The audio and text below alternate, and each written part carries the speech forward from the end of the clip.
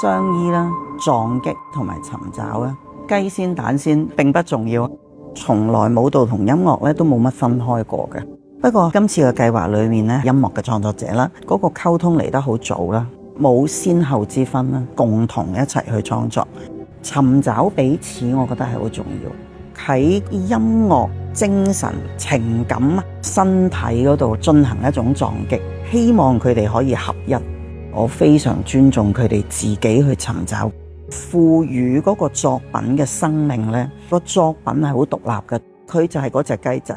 如果呢個作品本身full of生命嘅話呢，成長嘅過程裏面呢，佢有自己嘅需要同埋質地嘅。作為藝術家，如果我哋可以放低自己，感覺、感知啊，呢個生命出嚟會好美麗。呢個係咁多年來我自己嘅 belief。